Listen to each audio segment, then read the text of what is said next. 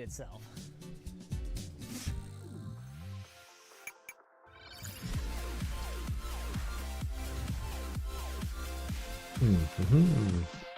The first really good community theory was that the fancy fuel hose we were using as our tubing might use steel webbing to reinforce it, which could introduce galvanic corrosion. But this was actually due to a miscommunication on my part. It's not fuel hose, it's a general purpose hose, and it uses a textile reinforcement rather than steel, so we could scratch that one. Another interesting theory was that a micro crack in the Delrin plastic of the GPU block might have allowed the steel screws that hold it down to come in contact with the water. But a close visual inspection reveals no cracks, and the threading for all of those screws is completely clean, which suggests that no corrosion occurred there. A third theory was that a flaw in the plating of the affected fittings could allow galvanic corrosion to occur with the underlying metal, which would explain why some of them were eaten while others remained perfect. But the thing is, when you, or EK in this case, is designing anything that involves metal and water, galvanic corrosion is something that they carefully consider. So, while the most obvious way to avoid corrosion is to never mix metals, there are many metals that are safe to mix, especially when they're not directly connected, and the underlying material of these fittings is brass, which, if you consult this anodic index, should be fine with the copper and other metals in our loop. Should be fine. The story changes when you apply a voltage, and well, we obviously weren't intentionally doing that. When you have a large power draw in one spot, like a couple thousand watts of computers in a rack, and a low power draw in another spot, like a couple hundred watts from a pump, you're gonna end up with a difference in voltage between them, which accelerates corrosion dramatically and can make compatible metals far less compatible. But the good news is, for this solution, oh boy, we don't have to worry about the details.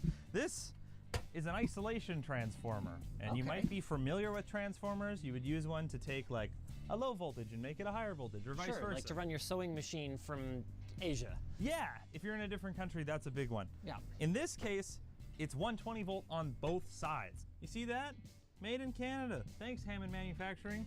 But it decouples the circuit, giving us galvanic isolation, or preventing a loop. So in a nutshell, we're taking anything that's plugged into this guy and we're giving it absolutely no path back to the main panel. It's almost like Wi-Fi for your electricity.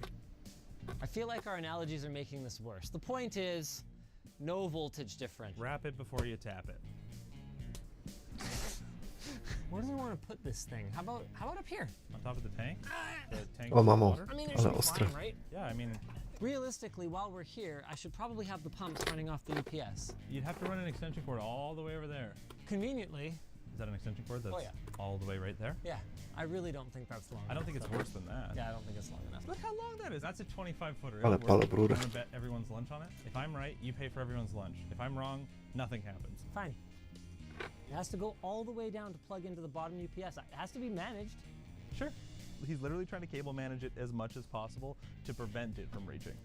Dude, these are so satisfying. I will admit, they are quite good. LTTstore.com, let's go. That might be the best thing you've ever done.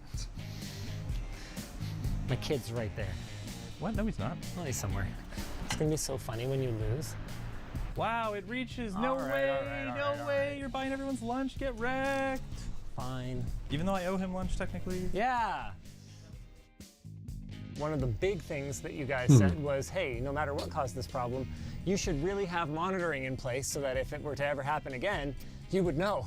And on top of that, we can make automation so if there's a leak, shut off the pumps. Yeah, it's gonna be good. Theoretically, everything is fine now. I mean, But maybe. that doesn't mean we're gonna stop here. Okay, what's next? Grounding. Grounding. All right, you're not going out for a week. Says who? You gonna stop me? I have your stepdad's number. Keyword being step. Are you gonna take that? He might actually see this. To take things to another level, we're gonna follow another recommendation that came up a lot in the comments. Some of you noticed that I never grounded my rack. While the systems themselves are theoretically grounded using the third prong of the plug that we plug into them, the rack itself is not necessarily connected to ground. So we got a whole bunch of these grounding leads, and then what? We just connect these from the back of every chassis to the rack? You could, but we also got this. Here, catch. Like a grounding bus bar. So you just stick that in the rack and then screw all the little thingies onto it. Cable managers. No, we got this. Okay. Oh, that just barely fits. Yeah, so that could go right there. It's almost like it's made for a rack. Naturally, we have to ground our grounding bar to something for it to work as a grounding bar. Unfortunately, the rack is a bit of a ways from the panel, and our electrician who was going to do this properly for us is unavailable today. So instead, we're going to have to open up the panel and tie the wires directly into the grounding bar. It also means I didn't have the correct wire, so Linus happened to have these like two pretty thick gauge wires. So we're going to use those instead. I also didn't have the correct connectors, so I cut these Hammond ones, butt connected them onto the long wire, and now we have the right connector. Is this how you should do this? Probably not. But it's just a ground. It's probably fine. Right, Reese? I don't know what I'm doing. Got it? Hey, it worked. There we go, grounded. I'm gonna let Linus be the one to open the panel and stick his fingers in there because it's his house. So we're just gonna leave this for now. Hammond sent us these sick little grounding kits, and they have little just blade connectors. So you hook one side up to the server, one side up to the grounding bar, and then if you need to take the server out for some reason, you can easily disconnect it. Let's try it with one of Linus's NAS units here. Let's unscrew that. Look at that. Wow. Now we just repeat like 10 times. While Reese works on getting all the systems grounded, let's talk sensors. We have 3 different types, starting with our leak sensor, although calling it a sensor might be, a bit generous. This is basically just like 2 wires. You apply voltage to one side, and as your leak bridges the gap with water, it creates an electrical connection between the other side, and on that side you're just sensing for any voltage. So when there's no water, it should be 0 volts-ish, and when there is water, let's say if we did 5 volts on this side, it'll probably show like 1 or 2 volts on this side. So that works. And then we've got a flow sensor. This one is really just to tell us if, say, the water runs out or the pump stops working, which would obviously be bad because then the water inside the computers would boil, which might cause a leak. This way we can notify ourselves if the water is not flowing. And then we've also got a little float switch. Very simple. This one, if it's at the bottom, current passes. If it's at the top, current doesn't pass. So we stick it in the water tank here at the top, and we can tell if it's full or not. Holy cow. I shit you not, this is how we're going to test it later. But before we can install it, we have to drain the loop, which is going to be interesting. This valve is open and nothing is coming out. I saw a comment.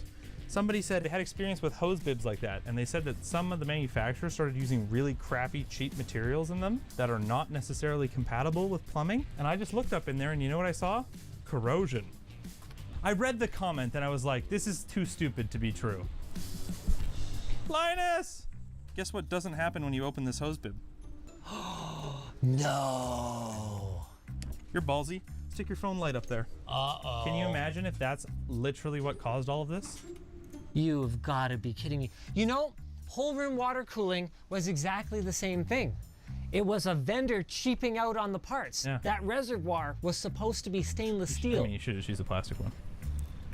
but it wasn't made of stainless steel. I use a plastic one. Yeah, you also were the one who spec'd this supposedly brass hose bib, smart guy. I bought it from a plumbing store. So it looks like we were both bamboozled. You don't get to be all... Yeah, but at least my idea was like a good one. It's also good that I got this particulate filter. Yeah. I found one that's plastic, actually. Oh, it's super polypropylene, I think. Nice. Oh no, it's polyester. It's like a t-shirt, basically. Okay. What are these made of? Well, those are metal, but that's the same type that's already in the loop.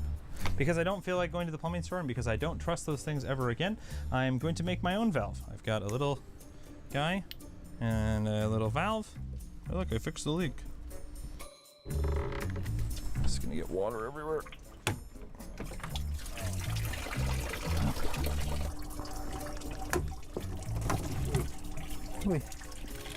We have to make sure that we put it the right way. There's these very helpful arrows that I should follow. Oh look, I even drew arrows on the tubes. So I just match the arrow with the arrow and then I can't screw it up. Hey Reese, you leak tested this filter, right?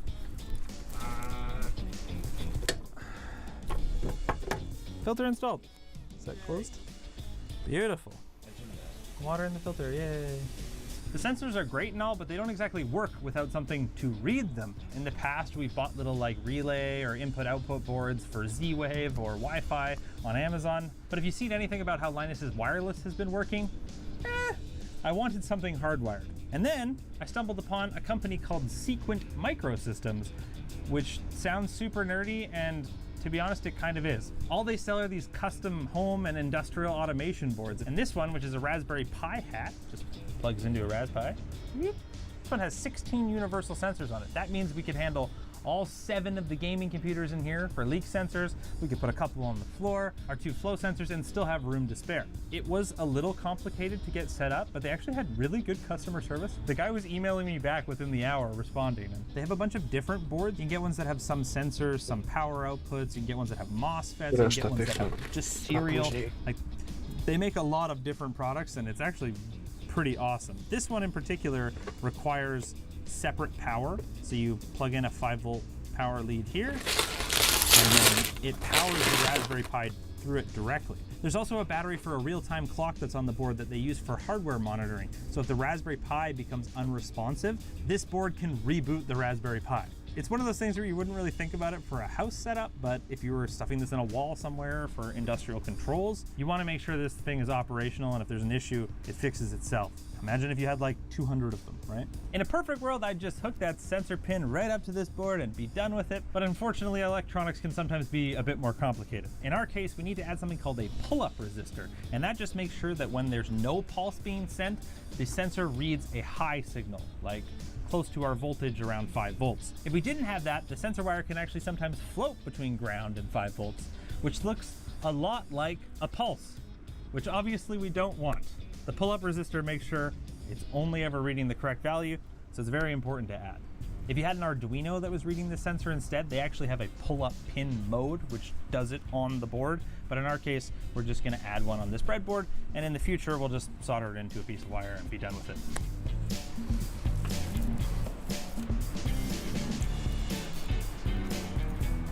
Does the flow sensor work? Yeah, we literally just finished wiring it. Let me start a screen recording here. Is it in like a Home Assistant, or like what is even going to control this? No, it can be if you want.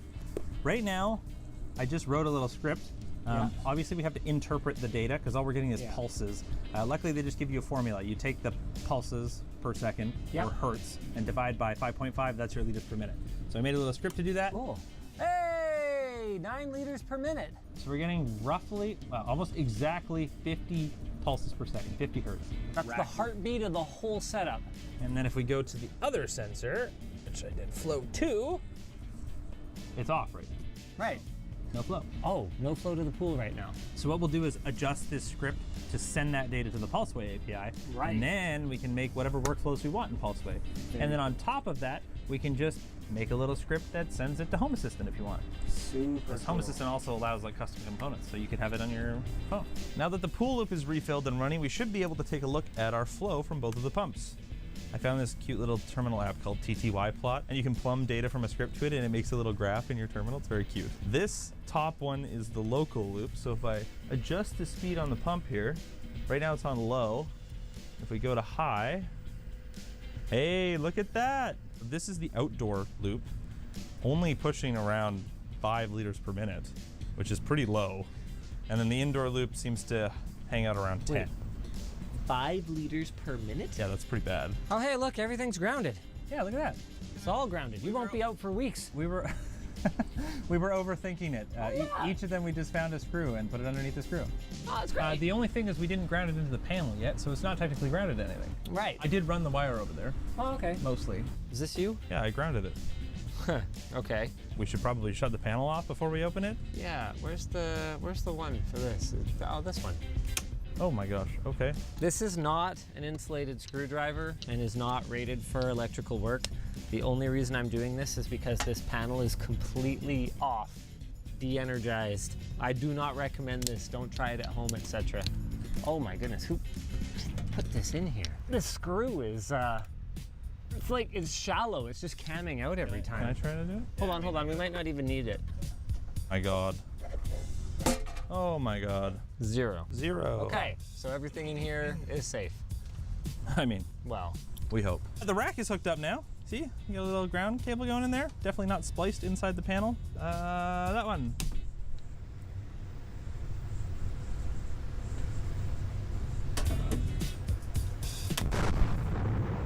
Now that the flow sensors are working, let's wire up a leak sensor. Like I mentioned before, we have to apply power to one side. So we'll plug this into 5 volt here. And then the other side, instead of getting a pull up resistor, gets a pull down resistor. It functions in a very similar way, but instead of pulling the voltage up to your kind of voltage supply level, it's pulling it down to 0 because the path goes to ground. The last thing we've got to do is adjust the sensor on the board to be a 0 to 10 volt sensor. Boom. We can see that it's reading about 0.17 volts when in theory nothing is connected. Okay, if I bridge this now with a screwdriver, which is metal, it goes from like 0.1 volts right up to 5, which makes sense. When I let go, there's no path, and it reads 0.14. Now we just need to try it with some water. Hey, it immediately registered 0.5 volts. Now, instead of printing this to the terminal, let's send this data to Pulseway.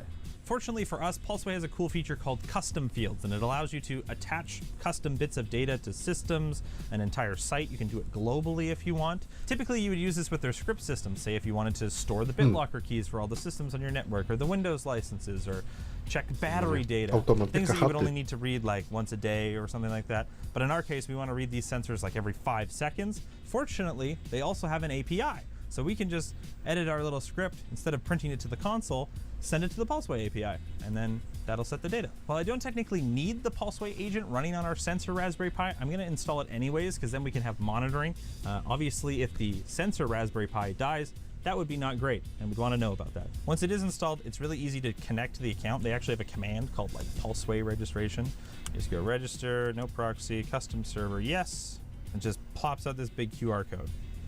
And bam, it updates the config file and starts running Pulseway. We should be able to see it in the Pulseway window now. Hey, look at that, Dreamhouse Sensor Pi 4. Now let's send some data. I went ahead and created a couple custom fields in Pulseway. One for the flow rate of the loop inside the house, and one for the flow rate of the loop that goes to the pool. And then when we run this, output, updated count, 9.45. And then if we go to the site, if we go to Sebastian, Dreamhouse, custom fields, we can see that it's 9.45. Let's see if it stays that way. If I go ahead and turn the pump down, boom, 8.72. Perfect.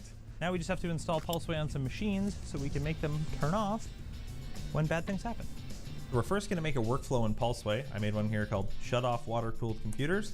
Ideally, you would make a system group and then put all the systems in it, but for now we're just gonna use this one, which is LAN 5, and just set that manually. I'm creating this as an ad hoc workflow, which means you have to manually trigger it, but you can also set them up to run on a schedule, say like every day at 2 a.m. Or you can set it to run based off of a notification like CPU usage too high or disk full. Then we just say shut down. And there isn't an option to just shut off computer because this is like an IT management solution, right? Generally, you don't want to like fully shut off a computer because now you can't manage it anymore. They do have an option for reboot, but we're gonna say execute a PowerShell command of shutdown. I'm also gonna add a send email task if the condition check fails, because it would be a little weird for this workflow to get triggered and then the custom field read a value that's fine. Like there's something wrong at that point. So we should get notified if that's the case. If the flow goes below 1 liter per minute, it should shut off LAN 5. It should have done it. Did it do it? I wouldn't say that. It's definitely run the workflow. You're about to be signed out. Windows will shut down in less than a minute. What? No way. Wait, it's gonna shut down in a minute, it says? It says less than a minute. She's shutting down, boys. Well, Maybe I need to adjust that script a little bit to make it a little more urgent in terms of the shutting down, but not bad. Yeah. And when we combine that with the leak sensors, basically we can set it so that in the event that something goes bad, everything shuts off. The last part of our little electronics project here is being able to turn the pumps on and off. So if we detect a leak from one of the leak sensors, we can shut off the pump and limit the amount of water that gets out and the amount of damage. How do you do that? With relays. Each of these is a 40 amp, 250 volt relay, which is way overkill for what we need. I can just plug a serial cable into this, which is in this case an Ethernet cable, and plug the other side into our sensor board and then control this remotely from the Raspberry Pi and the sensor board. That means we can put this right next to the pumps run an Ethernet cable back over here, and Bob's your uncle, we can control the pumps remotely. Long term, I think we could mount it in the big isolation transformer box. That actually has a switch already, so we could probably just wire this up to the switch, but for now, we're just gonna do this to try it. This is not my finest work, but I've spliced the relay in between the load wire on this power bar. And these are all connected with Wago nuts, so they should be relatively safe. And if we plug this in, this power bar should not be powered. Dun dun, dun dun. Power bar, not powered. That's good. Now, let's plug in the relay board. It does need its own source of power, specifically 12 volt instead of 5 volt this time. So we'll wire that up here. There's also a few dip switches you want to toggle. On this board, we enabled TX and RX, and then the termination switch, and then we just did the termination switch on this side. That's because each of these is the end device. If you had a bunch in between daisy chains, you would just turn the termination one on each one on the end. If the board was mounted directly on the Raspberry Pi, we could use their command line library directly, but instead, since it's going over serial, I had to turn off the serial functionality on there, so it's just passing through, and then enable serial on the Raspberry Pi. And in theory, hey, cool. You see him clicking? Now, we can plug this in. You ready? Yeah. On. See that's lit up? And then we go off. Now I've just got to make a little script to toggle it based on the leak sensor and hope it works. So we've done the demo where if the pump fails, the systems turn off. Yeah. But what we haven't demoed is if a leak sensor gets triggered, the pump turns off. Well, let's do it. Okay. I'll go lick a leak sensor. 5 volts not gonna hurt. I've licked a battery before. It's But how many amps is 5 it? amps, it's fine. 5 amps? Yeah, I wouldn't lick that. I'm gonna lick it. I wouldn't lick that. I'm gonna do it. Well, make sure you get it on camera. Yeah. Fine, I won't lick it. I'll just dip it in the water on the floor. Go for it. And dip. Oh my God. Right, we've got a light on that same power bar. Oh, well, did the flow stop? I mean, don't- yeah. Okay, now let me unlick. Okay, obviously we have to fix up the wiring here a little bit. Is it going? And she's going. Hey! So theoretically, well, there's a lot more protections than there were before. Most of them are just sitting on the concrete floor, so if it leaks, I'm sure they'll work great. I have a box. We'll put it all in a box. We'll make it nice. You know what else will work great? Pulseway, who sponsored today's video. You should try a free trial of Pulseway today, and as a member of our audience, you can save 40% on all of Pulseway's plans. Just go to lmg.gg/LTT24 or click the link down in the description. Thank you so much for sponsoring this video. Pulseway is your solution for remote management of all manner of systems, not just janky basement water-cooled ones. Yeah, we built our own monitoring system and then used Pulseway to do all the system stuff. And they have a fully featured mobile app so you can diagnose any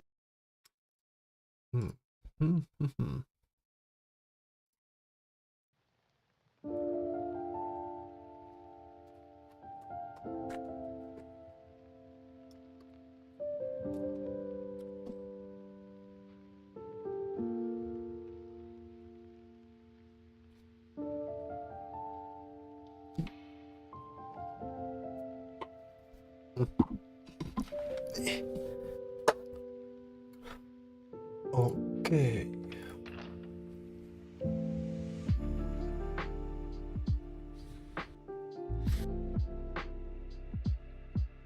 Wszystko widać. Ładnie.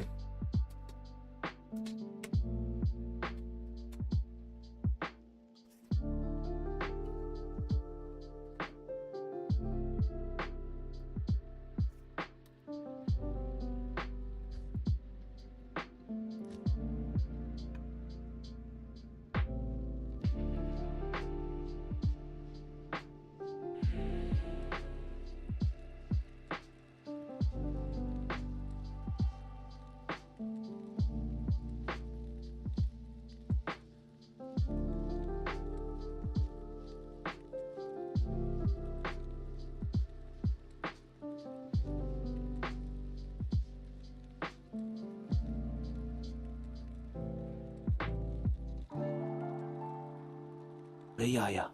Wychodzi główny jakiś tam apostoł. Ja wierzę, że jest ta osoba akurat apostołem, ale wychodzi i mówi: zobaczymy, co Duch Święty dzisiaj uczyni. Ja mówię: o, sierota. Sierota. Sierota to nie znaczy, że nie ma w niej Boga, nie? Bo to jakby to jest ten system, tak? Wiadomo, każdy był sierotą przed nawróceniem się do Boga. Ale kiedy wchodzimy w obecność Bożą, kiedy naradzamy się na nowo, kiedy On zamieszkuje w nas, to broń nas Bóg, żebyśmy ten system zostawili w sobie. A niestety tego systemu się nie wyplewia i w ogóle ja nie słyszałem na ten temat jakiegoś konkretnego w ogóle nauczania, żeby to wyplewić. Pierwsze, żebyśmy obalili adopcję. Wedle listu do Rzymian jest napisane tam tak: nie otrzymaliście przecież ducha niewoli, by znowu się pogrążać w bojaźni. Znowu to znaczy, że wcześniej w niej byliście. To znaczy, że wcześniej mieliście ducha niewoli. To znaczy, że w prawie, kiedy byłeś poza Chrystusem, byłeś w prawie, byłeś w duchu niewoli, ale wy go nie otrzymałeś, a otrzymaliście ducha przybrania za synów, w którym możemy wołać Abba, Ojcze. I to słowo przybranie za synów to jest majstersztyk. W oryginale znaczy przynajmniej 3 słowa. Adopcja, przybranie za synów albo usynowienie. Usynowienie to jest stałeś się synem. Przybranie za synów to przybrany syn. Tak, syn, ale wiesz. I teraz największy szkopuł tego, że czyta to ci Polak i czyta to w oryginale. I on w oryginale widzi te 3 znaczenia, które ja tu wezmę. Widzisz? To nie jest tak, że Biblia jest przetłumaczona idealnie. Biblia jest przetłumaczona zgodnie z filtrem gościa, który to tłumaczył. No bo to słowo znaczy albo adopcja, albo przybranie za synów, albo usynowienie. Więc musimy poszerzyć to o kontekst. Jaki jest kontekst? Kontekst weźmiemy z 1 listu Piotra. Jesteście bowiem ponownie do życia powołani, nie zginiącego nasienia, nie zginącej spermy, ale z niezniszczalnego nasienia spermy, dzięki Słowu Bożemu, które w was zamieszkało. Alleluja. Kontekst zbierzesz. 1 list Piotra mówi bardzo wyraźnie: narodzenie się na nowo to nie jesteś stary ty, adoptowany w Bogu. O. Przecież jest nowa natura, prawda? No to nowa, to nie adoptowana. Wiecie, o co mi chodzi? Stara, adoptowana. Nie, stara, umarła. Sperma Boża wchodzi w tego martwego, ożywia nowa solanka. Nowy byt. Zjednoczony z Bogiem. Ty Bóg. Usynowiony. Amen? Powstałeś ze spermy Ducha Świętego. Powiedz sperma Ducha Świętego. Ja cię kręcę realnie, Tomek, co ty za... Tak, tu jest no nasienie, a nasienie to co to jest? No. Nie jesteś adoptowany. To nie jest żaden duch adopcji. Nie patrz na siebie nigdy, od dzisiaj, od wcześniej. Bo co to jest? Adopcja powoduje, że ty będziesz się starał o tego przyrodniego, czy jak to się tam nazywa, ojca, żeby on cię przyjął. Adoptowane dziecko, one w 90%, jeśli mu ojciec nie wyperswaduje tego, on cały czas będzie chciał coś, wiecie co, te stare widzisz, jakby w adopcji jest to, że to stare dalej jest. Ja jestem taki dalej, tylko taki w nowej rodzinie. Rozumiesz to? Ja jestem taki jaki byłem, tylko jestem w nowej rodzinie. Nie, ty jesteś nowym stworzeniem. Patrz, dlatego my mówimy, poddaj się prawdom Bożym. Prawdy Boże są twoje. Ty nie mówisz, bo to jest tak, Jezus powiedział: kto chce iść za mną, nie kto idzie za mną. Słuchaj, to jest bardzo ważne, że jak czytasz Biblię, kto chce iść za mną, niech się zaprze samego siebie. Amen? Ale tam nie jest, kto idzie za mną, ciągle musi się zapierać siebie. Tak tam nie ma napisane. Czyli, jeżeli ty jesteś starym, nienarodzonym jeszcze na nowo, musisz się zaprzeć. Ale jak już jesteś zaparty, masz zaparcie. Ty nie masz zaparcia. Dobrze by było, żeby chrześcijanie nie mali zaparcia, ale no niestety mają te zaparcie. I teraz ty jesteś nowy, zrodzony ze spermy Bożej. I dlatego taki człowiek, uważający się za nowego, on nie chce mówić, tamto stare jest moje. Nie, on mówi, stare przeminęło. Dlatego my mówimy, odmień teraz się przez wodę umysł swój, bo w duchu jesteś nowy. Nie ma starej Asi, Tomka, tego, tamtego, tego grzesznika, bo ja tam kiedyś to takie traumy miałem, traumy, sraumy. Traumy stare, przeminęło. Traumy się rozwala jednym cytatem, stare przeminęło. Naprawdę, ale ja mam traumy, to oddziałuje na moje życie, no bo nie uznałeś, że stare przeminęło. Cały czas jesteś adoptowany. Bo adoptowany jest stary w nowej Wczoraj taka rodzinie. męczarnia. A ty jesteś zrodzony ze spermy w nowej rodzinie. Zupełnie co innego. Jesteś boskim bytem, nową substancją, która jest zjednoczona z boskim bytem. Amen?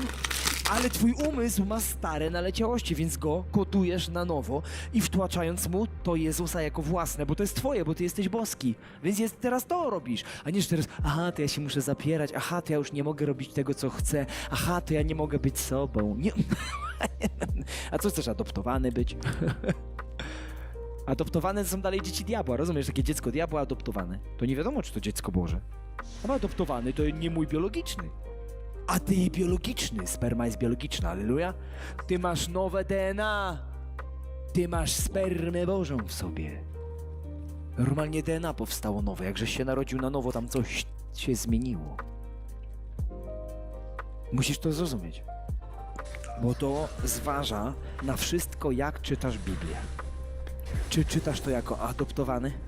Czy czytasz to jako ze spermy zrodzony? Zupełnie dwa konteksty. I pokażę wam teraz cytaty z Biblii, które jedne skierowane są do adoptowanych, albo nawet do zaginionych, a drugie do tych zrodzonych. A właśnie ci zrodzeni czytają to do adoptowanych i mówią: ja mam być ubogi w duchu. Ja mówię: ten cytat nie do ciebie. Kurde, jeden ty majster się odezwał.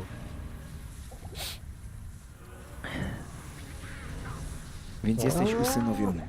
Ewangelia Mateusza. Błogosławieni ubodzy w duchu, albowiem do nich należy Królestwo Niebieskie. No to jak mam być, jak mam być błogosławiony, to mam być ubogi w duchu. Przecież tak powiedział kto? Jezus. Uciekaj! No to muszę zawołać: Duchu Święty, przyjdź. No bo przecież mam być ubogi. Jak mógłbym podważać słowa mojego Pana? Ale zapomnieli przeczytać Ewangelię Jana 6. Kto do mnie przychodzi, nie będzie łaknął, a kto we mnie wierzy, nigdy pragnąć nie będzie. No to ubogi, czy nigdy pragnąć nie będzie? Bo to są przeciwne cytaty. Oj, przeciwne cytaty. Biblia się nie podważa. Już się podważa. Nie, jest inny kontekst. Błogosławieni ubodzy w duchu. Mówił do ludzi, którzy nie znali Go, nie byli nowonarodzeni, nie byli ze spermy zrodzeni. Amen! Nie jesteś ze spermy zrodzony, masz być ubogi w duchu. Nie przychodzisz do Boga jako kozak i mówisz mu: ja, przyjmę Cię jako mojego Pana i Zbawiciela, no, zrobię Ci łaskę. Nie powiem, co pomyślałem. Pewnie wiecie, niektórzy. I teraz Bóg mówi: nie, chłopie, weź w ogóle ogarnij kuwetę. Ty musisz być ubogi w duchu. Bo jeżeli nie będziesz ubogi w duchu, to będziesz mizerny. No, Panie. Więc przychodzisz jak ten grzesznik, który mówi: moja wina, Uciekaj, no nie moja bij. bardzo wielka wina. Przeto błagam Najświętszą Marię zawsze się nie... Tego nie mówisz, ale generalnie rozumiesz. Klepiesz się w piersi i mówisz. Bo przychodzisz i mówisz co? Pokutujcie, nawróćcie się. Ale kiedy już przyszedłeś, byłeś ubogi w duchu. Byłeś tam. Teraz jesteś jako syn, a syn ma co? Ducha Świętego. Syn jest zrodzony z czego? Ze spermy Ojca. To mówi: mam wszystko. Ze mnie się wylewa, bo kto woła o Ducha Świętego, z tego wyleją się wody rzeki żywej. To jaki ubogi w duchu! Jak jestem przepełniony duchem do przelewu! Jaki ubogi! Chłopie, opanujcie kuwety, wy ubodzy tam, co ciągle wołają: Duchu Święty, przyjdź! I to się odbiło tak na chrześcijaństwie, że do dzisiaj wszyscy wołają Duchu Święty przyjdź. I do dzisiaj ludzie mówią, zobaczmy jak Jezus będzie działał. Ja mówię, Jezus, ty działasz, a nie Jezus. Ja, nie ja, ale Jezus, no adopcja się odzywa. Adoptowany się odzywa. Jeszcze adoptowany, trochę niepełnosprawny. Wiesz co chodzi? Ja mówię, ja pierdzie. Quasimodo. Chrześcijanie. Zobaczmy jak Jezus podziała. No podziała jak ty podziałasz. Ale to nie ja. To Jezus. Nie umiem się tu przebić. To Jezus. To nie ja. Zakryję się krzyżem. Po co się kryjesz krzyżem? Ziemia czeka na objawienie się synów Bożych. Jezus już się objawił, dajcie mu spokój. Jezus mówi, dajcie mi spokój. Ty też powstałeś z spermy Bożej. Ziemia czeka na objawienie się ciebie. Nie mnie. Ja się już objawiłem, powiedziałem wszystko, co chciałem. Zostawiłem wam doktrynę. Teraz ty się im objaw. Ale, jak ja, ale? Weź moc, oto daję ci władzę, oto daję ci moc nad panowaniem, nad demonami, idźcie, uzdrawiajcie. Patrzcie, jakie to jest proste, to jest wszystko w Biblii napisane, nie? Oto daję ci moc, oto daję ci władzę w oryginale. Idźcie, uzdrawiajcie, wypędzajcie. To se narobili adopcyjną doktrynę. Nie, to Jezus przeze mnie uzdrawia, ja jestem narzędziem. Ja wie, ja nie jestem młotkiem. Młotkiem to się wali w ścianę. Ja nie chciałbym, żeby Bóg mną walił w ścianę. Nie jestem młotkiem, jestem synem. Alleluja. Jeżeli kogoś pierdzielnę jako młotek, to będzie to proroczy gest. Ale ja nie młotek, ja syn. To jest bardzo wielka różnica, bo wtedy całą Biblię czytasz i owszem, są niekiedy do młotków kierowane cytaty, ale ty wtedy mówisz, to nie do mnie, to do młotków. Ja nie młotek, ja syn. Ja córka, ze spermy zrodzona. I te wszystkie pseudo właśnie doktryny powstały z tego, bo nawet w Dziejach Apostolskich, kiedy Piotr zaczynał swoją posługę, on jeszcze nie trybił i mówił takie bzdury. Co mamy zrobić? Co? No, odpuśćcie se cudzołóstwo i kaszankę. Ja pierdzielę, Piotrek, żeś pojechał z tą kaszanką. Cudzołóstwo, dobra, spoko. Kaszanka, no Piotrek, kaszanka. Jeszcze weźcie chrzest, żebyście byli zbawieni. No Piotrek. To później mu sam Duch Święty musiał pokazać, że jednak Duch Święty stąpił przed chrztem wodnym. Bo jednak, żeby mu tak w palicy zakodował w ogóle, że to nie o to chodzi, nie? Już im wiesz, już ich chciał zaadaptować, nie? Bo to nie nadajecie się, wy jeszcze musicie Bogu coś udowodnić, jeszcze chrzest weźcie. Bo jeszcze coś trzeba mu dać, trzeba mu coś dać. Daj mu swoją modlitwę, daj mu swoje dziękczynienie, daj mu to. Piotrek...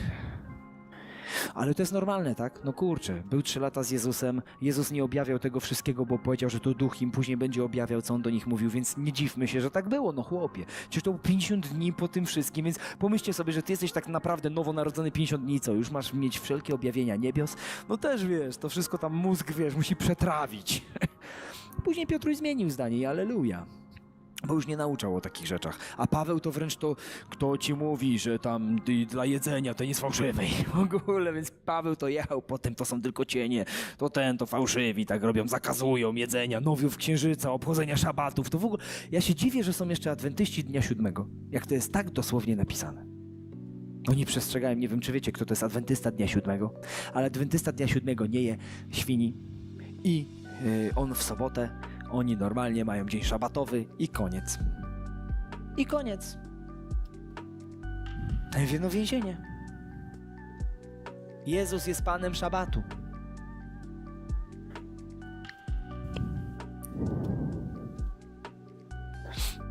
I wiecie, duch sieroctwa, tak to nazwę, bardzo czysto technicznie. Czyli system jest jak mafia. Wchodzi i wdziera się w twoje myślenie, żebyś myślał jak sierota. Żebyś czuł się oddalony od rodziny Bożej. Żebyś czuł się jako adoptowany, ale taki nie swój do końca niebiologiczny. Nie, ty jesteś swój do końca biologiczny. Ze spermy zrodzony. Alleluja. Ty jesteś swój. Nie jesteś ochroniarzem w domu pańskim. Tak zwanym w Biblii najemnikiem. Biblia to nazywa najemnik, sierota, adoptowane dziecko. mniej więcej ten sam pokrój. I to ma tak wielki wpływ na chrześcijaństwo, że można tutaj rozciągać milion przykładów, więc podam tylko kilka, żebyście jakby złapali kontekst i na tym jakby, żebyście to w domu też rozwijali, czy czasem ja nie mam jakichś takich dziwnych odchyłów. Po pierwsze, ludzie wołają, że chwała zstępuje. W Starym Przymierzu, kiedy były sieroty, Dobra.